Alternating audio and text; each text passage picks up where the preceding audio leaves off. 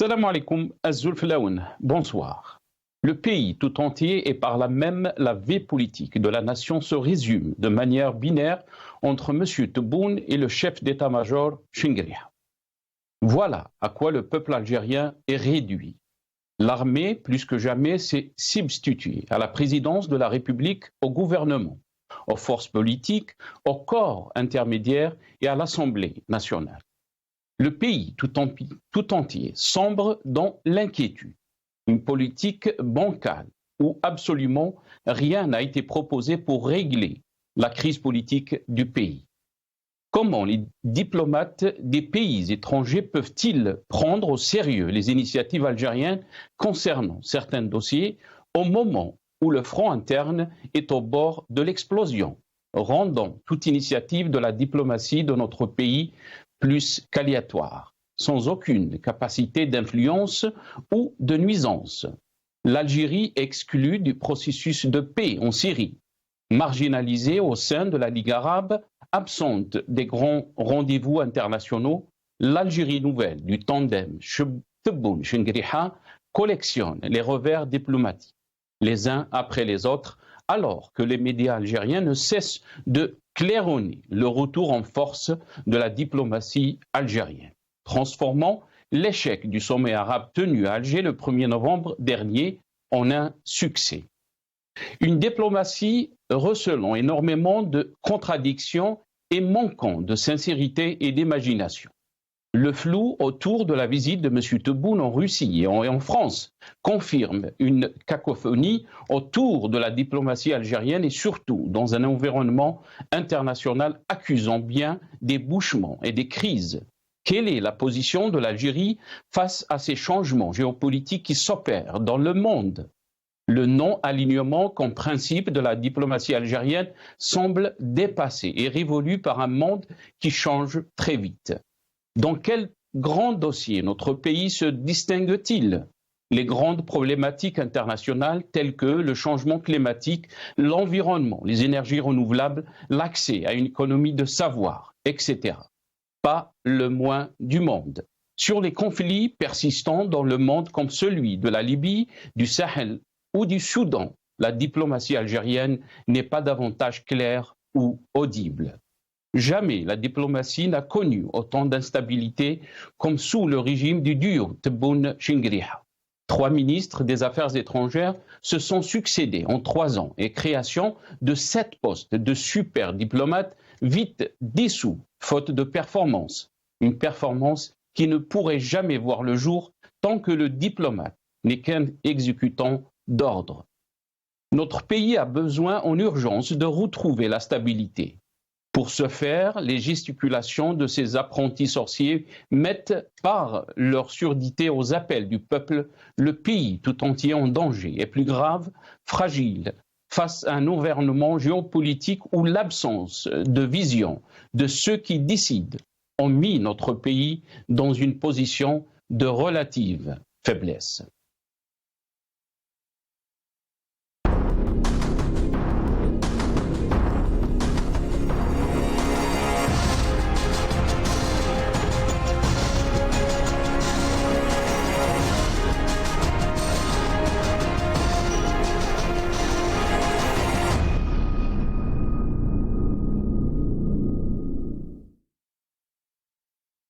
Les échecs et la cacophonie autour de la diplomatie algérienne. C'est le titre de notre émission pour ce soir.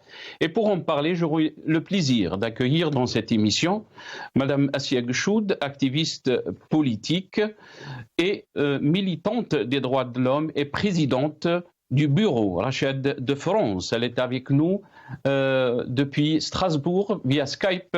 Assia Gchoud, bonsoir. Merci beaucoup d'avoir accepté l'invitation. Marhaba bik. Bonsoir, merci pour l'invitation. Salam alaikum, Azul Flaoun. Je salue tous les téléspectateurs de l'intérieur et de l'extérieur, ainsi que vos invités. Merci beaucoup, Assia Gchoud. Wa alaykoum salam wa rahmatullah. Comme j'ai le plaisir aussi d'accueillir Jamal Gessoum, président de l'INMFM, Centre de recherche en sciences sociales. Il est avec nous aussi par Skype, via Skype, depuis Paris. Jamal Gessoum, bonsoir. Merci beaucoup d'avoir accepté l'invitation. Marhaba bik. Merci à vous de m'avoir invité. Le grand bonjour à tous vos téléspectateurs et également à vos invités. Merci beaucoup, Jamal Gsoum. Comme j'ai le plaisir aussi d'accueillir Abdou Semmar, qui est journaliste, directeur d'Algérie Part. Il sera avec nous depuis Paris par téléphone. Asiek Choud, je vais commencer cette émission avec vous.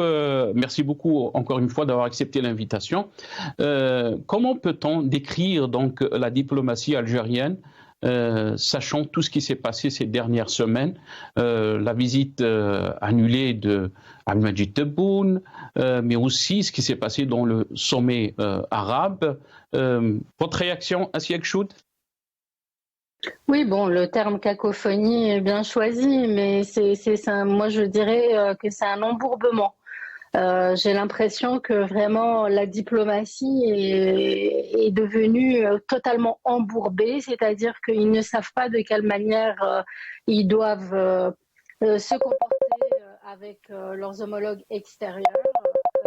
Il y a une recherche quand même de légitimité extrêmement importante, c'est-à-dire qu'on a l'impression que finalement la finalité, ce n'est pas l'intérêt du pays et du peuple algérien et comment est représentée l'Algérie à travers le monde, mais c'est simplement des intérêts personnels. C'est vraiment chacun qui voit midi à sa porte, Tebboune qui brigue un deuxième mandat, donc il cherche à tout prix une certaine légitimité, voir quel est le plus intéressant pour lui finalement dans son positionnement extérieur. Après, au sein du régime, bien entendu, les différents clans également cherchent de quelle manière ils pourraient reprendre les rênes du pouvoir. Voilà, donc c'est pas réellement une diplomatie, disons,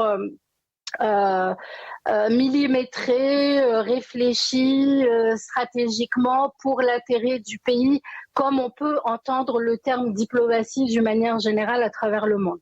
C'est réellement complètement bancal. Voilà, là, par exemple, bon, peut-être que vous en avez parlé, mais on pourra en parler par la suite. Il y avait le sommet arabe la semaine dernière en Arabie Saoudite.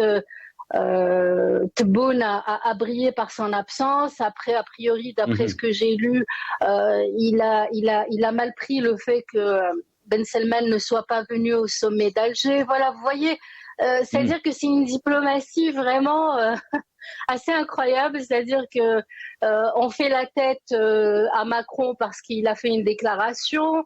Le Parlement européen fait une résolution, donc on décide de reporter encore une fois la visite, a priori, hein, c'est le cas, pour ne pas venir en France. Ce n'est pas réfléchi dans une stratégie dans un pays dans son ensemble. C'est vraiment, on a l'impression que c'est des réactions personnelles. Très bien. Restez avec nous, Asiek Choud. On a été rejoint par Abdou Semmar, qui est journaliste, mais aussi directeur d'Algérie Part. Il est avec nous par téléphone depuis Paris. Abdou Semmar, bonsoir. Merci beaucoup d'avoir accepté l'invitation. Merci beaucoup, Nasser. Merci beaucoup pour votre invitation et toutes mes salutations aux téléspectatrices et téléspectateurs de Maghrébia. Abdou Semmar, si on revient sur cette question de la diplomatie, comment peut-on décrire en ce moment la diplomatie algérienne? Le mot cacophonie revient souvent par rapport autour de la diplomatie algérienne. On a vu bien sûr la visite de Tebboune qui a été reportée. On parle même maintenant d'un second report de cette visite qui était prévue donc la deuxième partie du mois de juin. La visite à Moscou qui était prévue la fin décembre 2022 n'a pas eu lieu. L'absence de Tebboune au sommet arabe, qu'est-ce qui se passe d'après vous, Abdou Semmar? En fait, chaque événement, il a des enjeux différents et des raisons particulières. Mais globalement, d'abord, commençons par le global. La diplomatie algérienne est dans une situation d'instabilité. Je dirais pas de cacophonie, c'est un mot gentil. Il y a une instabilité au niveau de la diplomatie algérienne parce qu'Abdelmadjid Tebboune veut changer les pratiques diplomatiques traditionnelles du pays. Nous, on avait une diplomatie connue pour ses dogmes, pour ses pratiques, la non-ingérence, la neutralité, le pragmatisme. On parle à tout le monde. L'Algérie est l'ami de tout le monde. L'Algérie, carrefour des échanges africains-arabes. L'Algérie, carrefour des échanges méditerranéens. L'Algérie, le pays qui essaie de réconcilier tous les parties du conflit, une diplomatie beaucoup moins agressive, plus dans la conciliation, plus dans le dialogue. Depuis l'arrivée de Tebboune, tous ces principes ont complètement changé. Donc, il y a créé, les diplomates algériens ne sont pas habitués à faire une diplomatie agressive, guerrière. Regardez avec le Maroc, nous avons une diplomatie guerrière, agressive, rupture de relations, menace de guerre, en blacklist, fermeture de l'espace aérien. L'Algérie n'a pas pour habitude de tenir une telle diplomatie. L'Algérie, des fois, elle se défend, oui, elle avait l'habitude de se défendre, mais elle n'était pas dans une optique d'attaquer, d'agresser en permanence. De un. De deux, Abdelmadjid Tebboune, son problème, c'est qu'il confond entre l'intérêt général et l'intérêt personnel. Le problème, on a beaucoup de problèmes avec certains partenaires traditionnels de l'Algérie, comme l'Espagne, par exemple. Ça fait pratiquement 2 ans que nous avons maintenant des mauvaises relations avec l'Espagne, dans une année pratiquement de rupture de relations diplomatiques. Et il n'y a que le strict minimum qu'avec l'Espagne, de mauvaises relations, de relations instables avec la France, mauvaises relations avec l'Arabie Saoudite, parce que Tebboune veut imposer un agenda personnel. C'est-à-dire que ces pays étrangers sentent que Tebboune veut instrumentaliser les relations diplomatiques pour satisfaire des intérêts personnels, pour leur demander par exemple, il fait pression sur la France pour faire taire les opposants. Il veut absolument faire taire toute l'opposition pour s'imposer comme le maître absolu du pays. La France n'est pas forcément d'accord avec le pressing qui est exercé sur elle pour faire taire les opposants et expulser les opposants réfugiés algériens sur son territoire. L'Arabie Saoudite n'a pas aimé comment Tebboune a voulu faire du boumedianisme et s'imposer comme le guide du monde arabe en essayant de se mêler de la question palestinienne, en essayant d'écarter le Maroc de toutes les instances de la Ligue arabe. Donc il y a une conduite assez cavalière, on va dire, de la part de Tebboune qui met mal à l'aise les dirigeants et les partenaires des dirigeants des pays qui sont les partenaires du pays. A contrario, Bouteflika à son époque avait une attitude beaucoup plus réfléchie, beaucoup plus intelligente, beaucoup plus rusée. Il parlait avec tout le monde, il faisait un travail de coulisses, il était moins spectaculaire, moins dans les coups d'éclat. Abdelmadjid Tebboune est dans le coup d'éclat. Il fait des déclarations qui n'ont, rappelez-vous, en 2021, il a déclaré à Al Jazeera que l'armée algérienne a failli partir libérer Tripoli. Aucun président algérien n'a dit une chose pareille. Ça se dit pas des choses pareilles. Donc c'est quelqu'un qui malheureusement utilise la diplomatie algérienne pour uniquement vouloir s'imposer, de donner une certaine aura internationale. Mais ça ne marche pas comme ça malheureusement. C'est pas avec mais quand on entend, mais est-ce qu'on peut dire que le dossier de la diplomatie revient seulement à Abdelmadjid Tebboune? D'après ce que vous venez de dire, yani Abdou Semmar, sachant que le régime algérien, comment il fonctionne, ça serait difficile de dire que le dossier de la diplomatie est seulement contrôlé par Abdelmadjid Tebboune. Mais j'aimerais bien qu'on entende ces déclarations d'Abdou Semmar et je reviens à vous pour un commentaire. احنا كنا شفنا تاريخ زيارتكم لفرنسا أثارت لغط كبير في باريس وفي الإعلام الفرنسي، وهذا دليل على أن زيارتكم تشكل أهمية كبيرة بالنسبة لهذه الدولة. قبل 10 أشهر كان الرئيس الفرنسي قد جاء إلى الجزائر حاملا ملفين إلى جانب ملف الذاكرة اللي هو ملف الثقافة وملف الشباب. ماذا سيحمل الرئيس الجمهورية في أجندته إلى باريس؟ ونحن نعلم أن الزيارة تشكل أهمية كبرى بالنسبة لهذه الدولة في الوقت الراهن. شوفي الجزائر اليوم صبحت تثير جدل، وين تحط رجلها تقوم القيامة.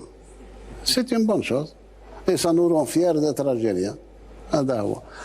دروك الأحداث العالمية ما تندارش بلا الجزائر. هذا هو سيتو.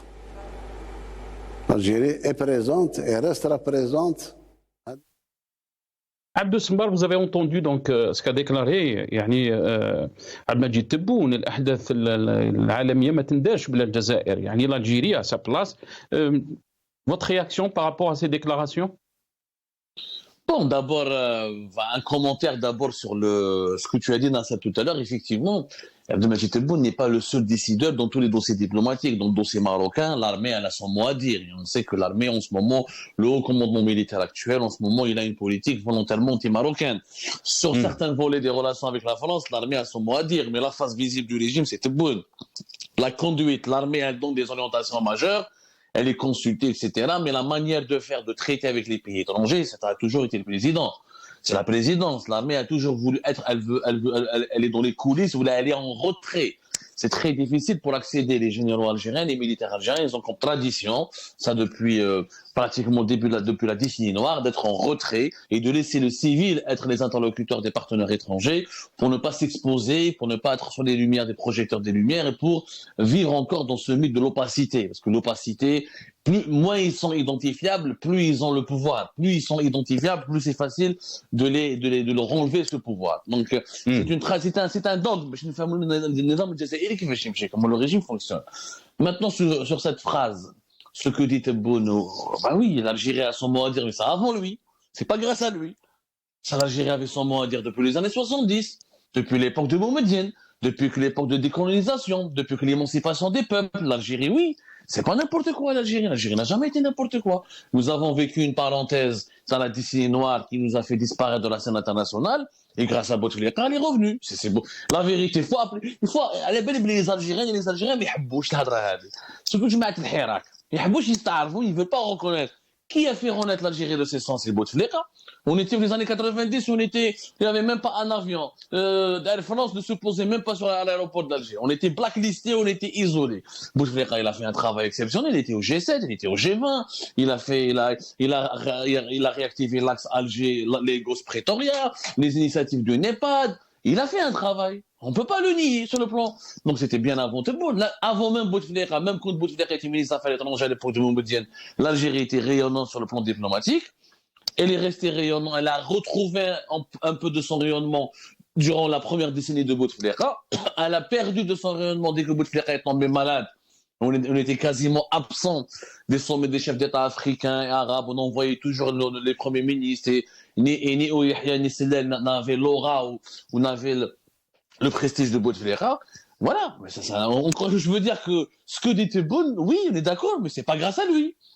L'Algérie a vécu avant lui et après lui, elle aura toujours son mot à dire. C'est un pays important, au cœur d'un plus grand pays d'Afrique, au cœur de la Méditerranée, une histoire glorieuse, un carrefour d'échanges important, etc. Disons que peut-être aujourd'hui, on fait moins bien, beaucoup moins bien que ce qu'il faisait à l'époque de Bouteflika ou là, à l'époque de Boumedienne. La politique du non-alignement, Abdou Samba, bien sûr, c'est le principe de la diplomatie algérienne, mais est-ce que ce principe peut être encore cohérent avec la diplomatie ou avec la géopolitique, si on peut dire, que connaît le monde, les changements qui sont en train de s'opérer au niveau de la géopolitique? Votre réaction, Abdou Samba? Le non-alignement existe toujours, mais il a été modifié. C'est un concept qui s'est adapté aux réalités d'aujourd'hui. Prenez le cas de la Turquie. La Turquie, elle est non alignée. Elle n'est ni avec Poutine, ni contre la Russie de Poutine. Elle n'est ni avec l'Occident, ni avec l'Occident à 100%. Elle négocie avec les deux, elle gagne ses intérêts avec les deux. Regardez l'Arabie Saoudite. Mohammed Ben Salman, il s'est réconcilié avec les Iraniens. Mais pour calmer la colère des Occidentaux et les assurer, il a ramené Volodymyr Zelensky au sommet des chefs d'État de la Ligue arabe. En fait, le non-alignement aujourd'hui, c'est quoi? C'est le pragmatisme, être l'ami de tout le monde et avoir des intérêts avec tout le monde. Ce que l'Algérie n'arrive plus à faire. On n'est plus non-aligné. Nous, on s'est trop rapproché de la Russie en 2021 et en 2022. Quand la Russie a commencé à perdre militairement sur le terrain et a commencé à reculer, ils se sont rapprochés de la France. La Russie, finalement, c'est pas une bonne carte. Ils risquent de perdre la guerre. On m'a dit qu'avec Emmanuel Macron, quand on s'entend pas avec lui, on revient vers la Russie, vers la Chine. Et elle dit c'est un positionnement totalement instable. C'est une diplomatie d'adolescence. C'est une diplomatie d'adolescence. On s'est disputé avec l'Espagne sur un motif bête, parce que l'Espagne soutient le plan d'autonomie du Sahara occidental. On a rompu nos relations pratiquement avec l'Espagne, tout en continuant à leur vendre du gaz. Mais aujourd'hui, les États-Unis d'Amérique, on n'a plus de bonnes relations avec eux. Je vous rappelle que Tebboune, Bouteflika, son premier mandat, les 2-3 premières années, il était dans toutes les grandes capitales du monde. Tebboune, ça fait depuis 2020, il est là. Qu'est-ce qu'il a fait comme voyage? Le Portugal, aujourd'hui, un petit pays, une seule capitale occidentale d'un pays important, l'Italie, Rome, 2022. Sinon, il était où? Sharm el-Sheikh, Qatar, que les pays, ou la Turquie. Il n'a pas été, aucune grande puissance mondiale ne l'a encore accueilli.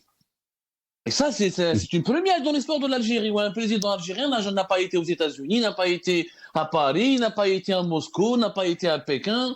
où il lui reste une année à la fin de son mandat. Donc, beaucoup de ça, cela démontre quoi? Cela démontre que ce système, le système Tebboune, a du mal à se faire accepter par la communauté internationale, à se faire reconnaître par la communauté internationale, et il manque cruellement de prestige.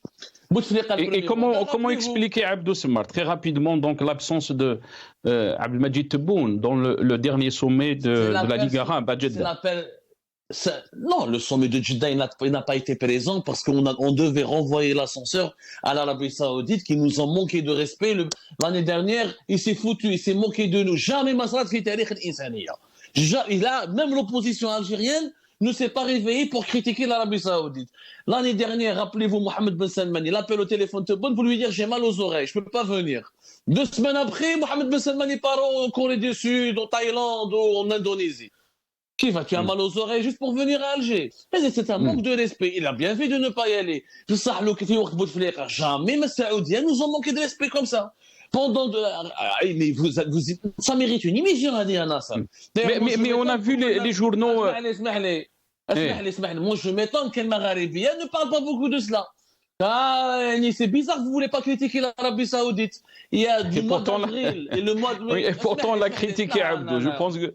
Je pense que vous n'avez pas suivi. On a critiqué. J'ai pas vu une émission où il parle. L'Arabie Saoudite a exclu l'Algérie. Elle nous a méprisé. D'ailleurs, une réunion le 14 avril à Jeddah. Ils ont invité tous les pays arabes pour parler de la Syrie, sauf l'Algérie. Ni l'ambassadeur d'Arabie Saoudite n'a été convoqué, ni on a critiqué l'Arabie Saoudite, ni on a demandé des explications. Jamais l'Algérie n'a été rabaissée. Et pourtant, il y avait des journaux algériens qui ont critiqué la position de l'Arabie Saoudite, Abdou Semmar. Oui, mais c'est un aveu de faiblesse. Quand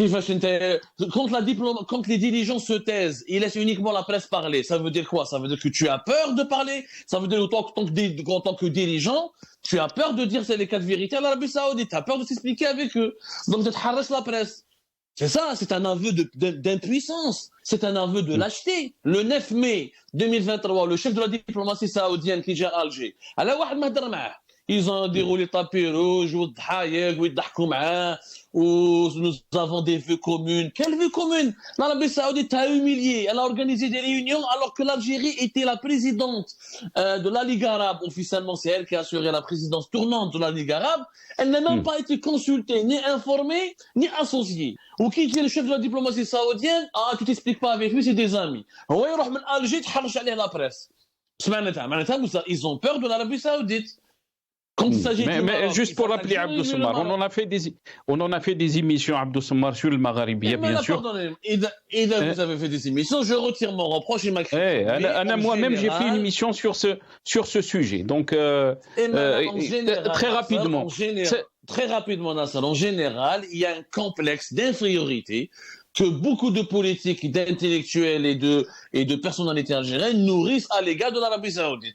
Quand il s'agit de critiquer la France et le Maroc, ils sont tous mobilisés. Quand il s'agit de défendre les intérêts d'Algérie face à l'impérialisme, parce qu'aujourd'hui il y a un impérialisme saoudien dans la région. L'Arabie Saoudite fait ce qu'elle veut, elle invite Zelensky qui sont consultés personne, elle décide elle-même quand est-ce que la Syrie doit rentrer, elle décide elle-même de se réconcilier avec l'Iran et tout le monde doit suivre. Celui qui ne suit pas, il n'est pas dans le mandat, il est exclu, il est minoré. Donc il y a un complexe d'infériorité.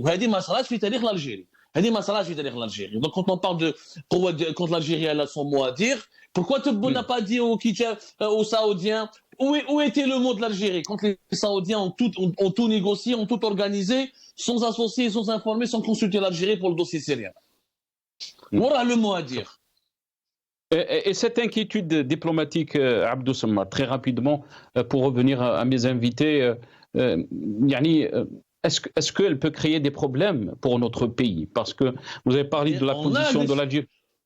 On a déjà des problèmes, Nasser, on a déjà des problèmes. La Chine, elle s'est retirée, elle n'investit plus en Algérie, alors qu'à l'époque de Bouteflika, c'était notre ami. La Chine, elle investissait, elle a fait des cadeaux, elle a donné l'opéra d'Alger, c'est la Chine, elle voulait donner un stade gratuitement. La Chine, elle s'est complètement retirée, elle s'intéresse plus au Maroc qu'à l'Algérie. Les États-Unis d'Amérique, ils sont en train d'armer le Maroc et de privilégier le Maroc au détriment de l'Algérie. Poutine et la Russie sont déçus. Récemment, hier, vous n'avez pas relevé ce point, la Russie elle a facilité les visas les octrois de visa pour 19 pays, mais l'Algérie est absente parce que la Russie a remarqué le jeu trouble et le double jeu de l'Algérie. Naharak ma Moscou, naharak ma Paris, elle est instable. Mais l'Espagne, on a des problèmes. Mais l'Arabie Saoudite, on a des problèmes. En ce moment, l'Algérie de Tebboune, elle s'entend avec la Tunisie, avec le Niger. Alors, les deux relations, le Niger ou la Tunisie. Quand même. Oui, subhanallah, merci Abdou, merci Barakallahu Fik. Merci beaucoup Abdou Sammar d'avoir participé à cette émission. Journaliste, directeur d'Algérie Part. Je reviens à Jamel Gessoum. Désolé Jamel parce qu'il devait intervenir et nous quitter. Donc je reviens parce que par rapport à ce que vous avez entendu, mais aussi comment peut-on qualifier cette diplomatie algérienne? Vous avez entendu donc d'instabilité, mais aussi de risque par rapport à notre pays, Jamel Gessoum. Alors, ce que je viens d'entendre va vraiment dans le droit fil de votre titre, les échecs et cacophonie. Ce que j'ai entendu depuis le début, c'est vraiment la cacophonie. Ce que j'aimerais dire par ailleurs, parce que pour être ferme avec une autorité, un État, il faut d'abord être juste. Il n'y a pas de fermeté sans justesse. Quand j'entends des choses absolument incroyables, alors effectivement, je comprends très bien M. Abdou Sammar qui regrette le temps de Bouteflika parce qu'évidemment, voyager en jet privé et être payé pour faire des articles de contre-presse, c'était intéressant au temps de Bouteflika et pas aujourd'hui. J'aimerais dire aussi que... Non, c'est Jamel. Et Anissa, vous êtes responsable par rapport à ce que vous venez de dire parce que Abdou Sammar n'est pas avec nous pour se défendre. Donc, on évite les attaques personnelles. Excusez-moi, la crédibilité, la dernière fois quand Abdou Sammar, c'était la même chose. Alors, évidemment, quand on parle que le Maroc est armé par les USA, évidemment, moi je ne suis pas météorologue et je ne suis pas sur I24 News à parler de météorologie, donc je vais parler politique et diplomatie de manière très concrète. En finalité, et vous savez, Sina, que je suis quelqu'un d'assez ferme, mais je suis quelqu'un de juste. Et je vais au-devant de grands problèmes, vous le savez personnellement, mais je vais y aller. Mais je ne peux pas aussi entendre des propos complètement hors normes et qui décrivent une situation qui ne l'est pas. Lorsque l'on parle, par exemple, que l'Algérie a été mise de côté par rapport à la Syrie, mais excusez-moi de vous dire que c'est quand même l'Algérie qui a mis en selle la Syrie pour son retour dans la Ligue arabe lors du premier sommet arabe. Évidemment, la Syrie n'était pas avenue. C'est pour ça que quand on parle de diplomatie, avec ce que je viens d'entendre, il faut quand même un petit peu connaître le sujet. Et c'est justement l'Algérie qui a tout fait pour que la Syrie revienne au sommet arabe. J'entends encore une autre ânerie, excusez-moi du terme, il faut dire la vérité. C'est comme dit, bon, je suis né en France, mais comme le dit le célèbre acteur, c'est pas la peine de tekdeb. Au mois d'avril, l'Algérie n'a pas été invitée parce que ce sommet en Arabie Saoudite à Jeddah concernait les pays du Golfe. Et je reprécise que l'Algérie, c'est un pays, c'est pas un bateau. Il ne se déplace pas. Donc, il faut être raisonnable et correct. Et pourtant, elle était présidente de la Ligue arabe, Jamel Gessoum. Comment même les journaux algériens se sont demandés, ils se sont attaqués à l'Arabie Saoudite. Elle était présidente de la Ligue arabe jusqu'au jour où s'est tenue la Ligue arabe. Ça, c'est un fait. Mais la réunion dont parle Abdou Sammar du mois d'avril, c'est le conseil, le conseil de coopération des pays du Golfe. Et l'Algérie, alors peut-être qu'on ne le sait pas. C'est peut-être une nouveauté. Mais l'Algérie fait partie de l'Afrique du Nord. Et pourtant, la Jordanie et l'Égypte ne font pas de ce conseil des pays du Golfe, n'en font pas partie de ce conseil. Ils sont des frontières. Est-ce que la Tunisie a été invitée? Est-ce que le Maroc a été invité? Non. Alors, mais l'Algérie était présidente, Jamel Gessoum, l'Algérie était présidente jusqu'à le mois de mai, jusqu'à le 18 ou 19... Je le dis moi-même, l'Algérie était présidente de la Ligue arabe jusqu'au relais effectué par l'Arabie Saoudite. Mais ce conseil de coopération au mois d'avril ne concernait que ce conseil et les pays qui se trouvent autour de l'Arabie Saoudite. Et donc, il ne faut pas mélanger les choses. Donc, ce n'est pas la peine de tekdeb. Sur la question également de s'il y a une seule chose qui marche en Algérie, je vous le dis, s'il n'y a qu'une seule chose qui marche, c'est bien la diplomatie. Tout le reste, c'est bancal. Donc, je n'hésite pas à le dire. Et donc, l'Algérie a une diplomatie. Lorsque j'entends que l'Algérie ne s'entend qu'avec le Niger et avec la Tunisie et se mettre à dos la Russie, mais le président Tebboune sera, et vous savez que je ne le défends pas lui, mais je défends la réalité des choses, sera en Russie au mois de juin, Tebboune sera en France au mois de juin, il est aujourd'hui au Portugal parce qu'il faut savoir que des politiques portugais étaient à Alger il y a quelques semaines. Est-ce que vous le savez pour le dire, pour rendre les choses cohérentes? C'est pour ça qu'il a été au Portugal aujourd'hui. Donc, ce que j'ai envie de dire, c'est que la seule chose qui marche, et c'est le regardeur qui fait le tableau. Vous savez, un tableau, vous pouvez le trouver très moche et très beau, mais c'est le regardeur qui va très bien. Voilà, donc il faut être absolument... Et pourtant, beaucoup d'observateurs, si Jamel, parlent de l'échec de la diplomatie algérienne. Quand on reporte une visite, quand on rappelle son ambassadeur 2 fois, en 2 ans presque, l'ambassadeur bien sûr algérien à Paris, à cause d'une déclaration, à cause aussi de ce qui s'est passé avec Amir Abouraoui. Comment peut-on dire que la diplomatie algérienne va bien quand on a des problèmes avec l'Espagne, quand on a quand on a une rupture de relations avec le voisin, le Maroc, comment peut-on dire que la diplomatie algérienne va bien? Restez avec nous, mais on va donner la parole à Siag Choud. Siag Choud, vous avez entendu Jamel Ghessoum, bien sûr, c'est son analyse, mais aussi sa vision des choses. Comment vous voyez, Abdou Samar a parlé de l'instabilité de cette diplomatie. Bien sûr, on ne sait pas la position de l'Algérie face à des dossiers qui sont très très importants dans ce qui se passe dans le monde, surtout par rapport à la question ukrainienne, la relation avec les États-Unis. Abdelmadjid Tebboune nous dit que nous avons de bonnes relations avec tout le monde. On va l'écouter, Soundbite 5 si c'est possible, quand il dit que l'Algérie a de bonnes relations avec tout le monde, avec la Russie, les États-Unis, la Chine, la France. On l'écoute. روسيا دولة صديقة وماهوش صديقة ضد واحد. أمريكا دولة صديقة، الصين دولة صديقة، الهند دولة صديقة، أوروبا دول صديقة. هو راه المشكل. تتولي صديق نتاعي غير باش تقول لي لا ما تمشيش عند الاخر، لا مشيت له رانا نولوا عداوه، لا نمشي لروسيا. وعلاقتنا مع روسيا ماهيش من اليوم، علاقتها اكثر من 60 سنه. نمشي للصين كذلك. Ça, c'était les déclarations de Abdelmadjid Tebboune. Ça reste bien sûr des paroles. Pour l'instant, aucune visite prévue en Russie. Même cette visite qui était prévue donc en France, à Paris, il y a peut-être des doutes. Donc, Siag Choud. Oui, bon, on peut être ami avec tout le monde, bien entendu, mais être ami en temps de paix, c'est faisable. Mais aujourd'hui, le monde est en train de vivre une situation quand même assez particulière.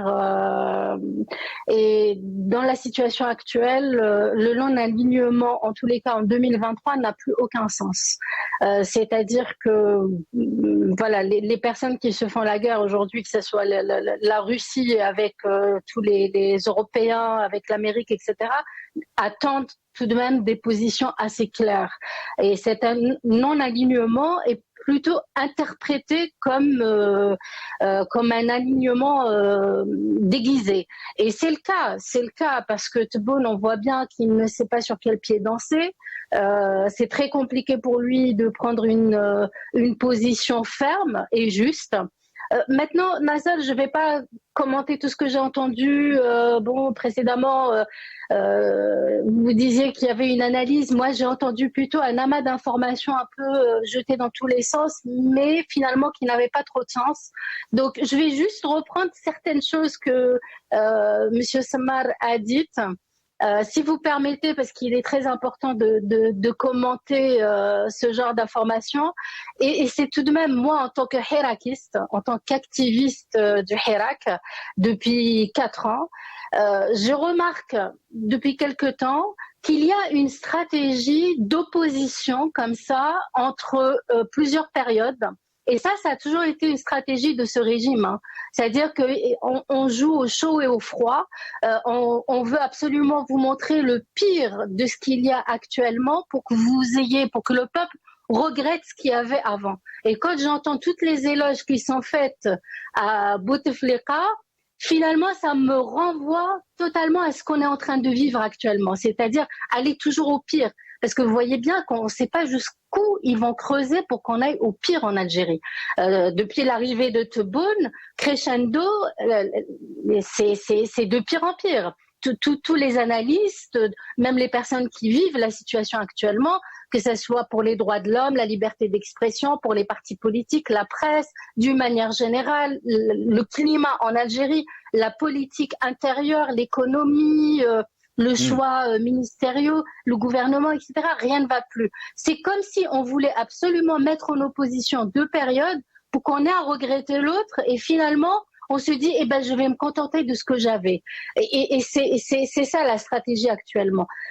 Et je voulais aussi revenir à ce qu'il disait par rapport à la présence de Zelensky en Arabie Saoudite. Il y avait également Bachar al-Assad. C'est-à-dire que l'Arabie Saoudite, si elle est vraiment alignée aux États-Unis, comme il le disait, et qu'elle a fait venir Zelensky pour plaire aux Occidentaux, il y avait également à la même table Bachar al-Assad. Donc, il y a tout de même une contradiction par rapport à ce que j'ai entendu. Et voilà, donc voilà ce que je voulais dire et simplement aussi rajouter une chose, c'est que M. Abdel Samad a toujours l'impression que c'est lui qui donne la nouvelle le premier et que les autres n'en parlent pas. Moi, j'ai déjà entendu que ce soit le Maghrebia ou même d'autres personnes s'exprimer sur la question de l'Arabie Saoudite d'une manière extrêmement critique. Et toutes ces questions-là sont abordées aussi par d'autres activistes, mais ce n'est pas ce que tu ne vois pas n'existe pas. Il faut également aller chercher l'information chez les autres et voir s'ils en ont parlé ou pas. Et je laisse votre interlocuteur s'exprimer. Merci. Très bien. Merci Asiya Chou de rester avec nous. Jamel Ghssoum, comment peut-on parler d'une diplomatie forte, présente par rapport donc à ce qui se passe dans le monde, quand on voit ce qui se passe aussi à l'intérieur. Et on dit souvent l'intérieur, c'est la force donc de l'extérieur de cette diplomatie. Si on va avoir une diplomatie forte, on doit avoir donc une politique intérieure qui est cohérente avec les aspirations du peuple algérien.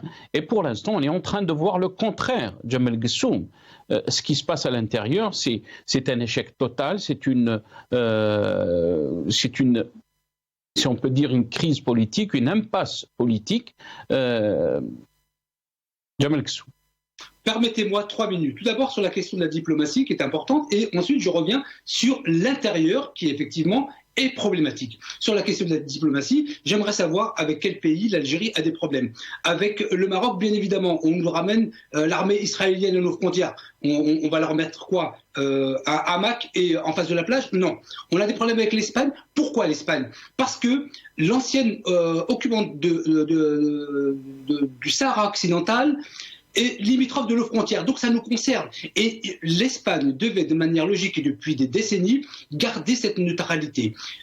Évidemment, l'Espagne, ce n'est pas les Nations Unies. Avec quel autre pays avons-nous des problèmes? Avec la France? Bien évidemment, depuis 1962, il y a des relations de tension, des relations passionnelles. Effectivement, ça, c'est un fait. Avec quel autre pays avons-nous des problèmes? Avec la Russie? Jamais. Avec la Chine, non plus. Avec les États-Unis, jamais non plus d'ailleurs. La résolution que voulaient faire voter 27 députés américains sur l'Algérie qui allait acheter des armes en Russie n'est pas passée. Donc, lorsque le président Tebboune... Mais la question aussi, elle peut se poser différemment, Jamel Ghssoum. Elle est où la présence de l'Algérie dans les dossiers si on parle par exemple des pays qui nous entourent comme la Libye, la crise de la Libye, elle est où la position de l'Algérie? Elle est où la position de l'Algérie au Sahel? Elle est où la position de l'Algérie dans le bassin méditerranéen? Elle est où la position de l'Algérie par rapport à ce qui se passe en Ukraine, par rapport donc à cette crise russo-ukrainienne? Ces questions sont légitimes, ces questions sont très importantes pour une diplomatie forte. Complètement. Et je ne fais pas partie des États, mais je vais vous donner ces réponses. Donc si moi je vous les donne, c'est que tout le monde les a. Sur la question de la Libye, l'Algérie privilégie des élections et non des interventions armées du côté turc, du côté des Émirats, etc. Elle privilégie un processus électoral. Sur la question du Mali et donc du Sahel, là également, l'Algérie, bien évidemment, n'a pas intégré le G5 Sahel, qui est problématique et qui est une autre déclinaison en finalité de la CEDEAO, toujours avec la France derrière. Et sur la question de la Tunisie, elle a soutenu la Tunisie dans les difficultés financières qu'elle avait. Sur la question de l'Ukraine, l'Algérie a toujours eu une position, un dogme, qui est que lorsque l'on prend parti pour une partie, on n'est plus crédible aux yeux de l'autre et cela nous empêche de jouer le rôle de médiateur. Et donc, elle a du recul par rapport à cela. Voilà la position de l'Algérie par rapport au conflit en Russie. Sur toutes les autres questions, elle n'a pas à entrer dans des affaires intérieures. Sur ce qui la concerne, elle, sur le terrain économique, il y a le BRICS. Le BRICS n'est pas composé de quelques petits pays, ce sont des grands pays. Et donc, la diplomatie algérienne doit aussi jouer son rôle de ce point de vue, intégrer les BRICS pour avoir de la hauteur. Maintenant, je vais être très critique, par contre, sur l'intérieur de l'Algérie. Je suis absolument effaré que les seules informations que nous avons d'Algérie, ou des médias algériens ou supposément algériens, c'est qu'un vol Air Algérie a bien atterri, que le repas était bon, et qu'il y a des équipes de football qui gagnent dans des villes qu'on ne connaît même pas. Ça, et j'ai fait un post à ce sujet en disant aux autorités algériennes et au président de la République, mais attendez, il n'y a pas de problème de protection de l'enfance et de la famille. Il n'y a pas de problème de prévention de la délinquance. Il n'y a pas de problème lié à la santé, notamment mentale, parce que c'est quand même mon métier. Tous ces problèmes n'existent pas. Et on nous rabâche que des questions périphériques, à savoir si le repas d'Air Algérie est bon. Et là, j'ai envie de dire au président de la République, changez de logiciel, parce que là c'est du hana fi hana. Moi, personnellement, je n'y comprends rien sur le repas d'Air Algérie, alors qu'il y a des enfants et des familles qui sont à la rue. Pourquoi ne pas mettre en place des dispositifs de prévention de la famille, de l'enfance, de la délinquance? Il y a des sujets importants qui ne sont jamais abordés. Et moi, je dis au président Tebboune, si vous êtes vraiment président, vous vous occupez de tout. Pas simplement de faire en sorte que Air Algérie ait des bons repas. Très bien. Et sur le logiciel aussi, vous avez parlé de changement de logiciel. Et sur la question politique, Jamal Gessoum. Mais je vais vous laisser Par exemple, sur la question politique, il est absolument scandaleux. Et je l'ai dit et je le redis, je sais que je vais au-devant de grands problèmes. Mais rayah. Quand on fait des lois dignes de l'apartheid, digne de la ségrégation qui était pratiquée aux États-Unis, Malcolm X, Martin Luther King, quand on pratique en finalité d'un point de vue juridique, on met en place des lois qui sont particulièrement discriminantes, et ça se fait là où se plaît bien M. Abdou Samar, Israël. Moi, je ne m'y plais pas, je préfère la Palestine. Là, par contre, ça ne gêne personne. Et c'est pour ça que j'ai dit au président de la République, cette loi, je le dis et je le répète sans aucune provocation. Je ne fais pas l'affaire comme mon ami Rachid Nekaz. Mais si l'État et les autorités algériennes votent des lois à l'encontre desquelles moi je ne suis pour rien, je ne suis coupable de rien d'être né en France après 1962, c'est le GPRA qui a signé les accords d'Évian, ce n'est pas moi. Et si je deviens un pourcentage algérien, 80, eh bien, je rendrai la nationalité algérienne. Gardez-la. Je vous ai rappelé que Abdou Samar n'est pas avec nous. Oui, il n'est pas là. Vous êtes en train de dire qu'il se plaît à Israël, donc je ne pense pas que c'est juste ce que vous êtes en train de dire. Et c'est incombe votre responsabilité, pas la responsabilité de la chaîne. Je préfère qu'on ne parle pas d'un invité qui n'est pas là, parce qu'il n'est pas là pour vous répondre. Parce qu'à chaque fois que je parle, il n'est jamais là. Il faudra qu'il reste un petit peu. J'ai des choses à lui dire, moi aussi. S'il est là, il va vous répondre aussi. Asiek Choud, on a parlé beaucoup d'un éventuel deuxième mandat d'Abdelmadjid Tebboune, mais quand on voit le bilan de la situation de cette diplomatie, on parle bien sûr de l'échec de cette diplomatie, mais aussi de la politique intérieure, que ce soit l'échelle économique ou autre. Est-ce que vraiment l'Algérie peut se permettre un deuxième mandat de Tebboune, mais aussi la question qui se pose, la position du peuple face à ce deuxième mandat? Oui, bon, moi je le qualifie de sixième mandat. Excuse-moi Nasser, mais à aucun moment j'ai légitimé ni le premier mandat et encore moins le deuxième. Pour moi, c'est totalement une continuité du système qu'il y a eu avant.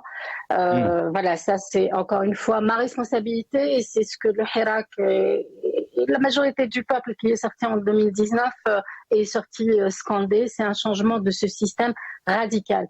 Parce que tant qu'on n'est pas arrivé à cette solution, on retrouvera toujours les mêmes mécanismes et ça ne sert à rien de mettre en opposition des périodes. Vous pouvez revenir jusqu'à Boumediene. La construction de ce système depuis 62 s'est faite de cette manière-là et on retombera toujours dans les travers. Et des personnes pourront se présenter à des législatives comme votre invité ou faire ce qu'il veut. Il se retrouvera toujours face à la même problématique, c'est que ce système est fait simplement pour se maintenir au pouvoir. À aucun moment il est là pour l'intérêt de l'Algérie et encore moins du peuple. Là, son propre intérêt, c'est se maintenir au pouvoir et à tour de rôle. Voilà, on se passe un peu comme une mafia qui prend un quartier, l'autre il va reprendre un quartier. Voilà, c'est ça le constat. Maintenant, moi, je voudrais souligner un point en tant que franco-algérienne vivant en France. Je voudrais souligner ce point par rapport à la visite de Tebboune aujourd'hui au Portugal, qui est un pays de l'Union européenne. C'est un pays qui a signé et ratifié un certain nombre de pactes et de conventions. Il connaît la situation des droits de l'homme en Algérie. Il y a une troisième résolution qui a été votée dernièrement au Parlement européen. Est-ce que cette question va être évoquée lors de cette visite? Est-ce que le Portugal se soucie de la question des droits de l'homme en Algérie, de la situation des journalistes, de l'opposition politique, des partis, des syndicalistes, des étudiants, de tout le corps finalement administratif en Algérie? Est-ce que réellement le Portugal va mettre ça sur la table? Si ce n'est pas le cas, c'est quand même alarmant. Et moi, en tant que citoyenne européenne également, franco-algérienne qui se soucie énormément pour mes compatriotes en Algérie et pour mon pays natal, mais aussi par rapport à la situation des droits de l'homme et comment les pays européens voient les choses. Nous, en tant que citoyens vivant en Europe, pour nous, c'est une question primordiale. Ce que nous voulons pour nous, pour nos enfants vivant ici, nous voulons pour les autres. Sinon, il y a une certaine contradiction. Donc le Portugal ou l'Italie ou n'importe quel pays européen, alors Tebboune, s'il devait venir en France, c'est également la question qui sera posée à Macron. Et c'est ce que j'attends des politiciens français, c'est qu'ils posent la question à Macron. D'ailleurs, Macron est en train de traîner un cheval mort, Nasser. Et il le sait très bien. C'est ça son problème, Macron. Aujourd'hui, tout le monde lui tourne le dos par rapport à son soutien à Tebboune parce qu'ils savent très bien que on traîne ce qu'on appelle un cheval mort. Ce n'est pas viable. À force, ce peuple dans son ensemble, avec la politique qui est menée aujourd'hui, va ressortir inévitablement dans la rue et il va y avoir encore une fois une instabilité dans la région. Et ça, si Macron ne le comprend pas, ça va être l'échec total. Voilà ce que je peux dire, Nasser. Très bien. Restez avec nous, Assied Ghchout. Il ne me reste pas beaucoup de temps. Je vais vous laisser 1 minute 30 pour vous, Jamal Ghchout, mais aussi 1 minute 30 pour finir l'émission, Assied Ghchout. Jamal Ghchout, je vous vois sourire. 1 minute 30, très bien, ok. Parce qu'on me dit on doit finir l'émission à 50. Pour revenir donc à cette question du deuxième mandat à Jamal Ghchout, on parle bien sûr d'un éventuel deuxième mandat de Ahmadou Tebboune, mais quand on voit la situation qui est non seulement inquiétante à l'échelle nationale, à l'échelle intérieure, et vous l'avez décrit, mais aussi à l'extérieur, on a parlé de ce dossier de la diplomatie. Est-ce que vous pensez qu'on est face à une situation qui est très inquiétante pour la cohésion de notre nation, mais aussi pour le futur de notre pays? Vous savez, moi je dis que je suis un légaliste.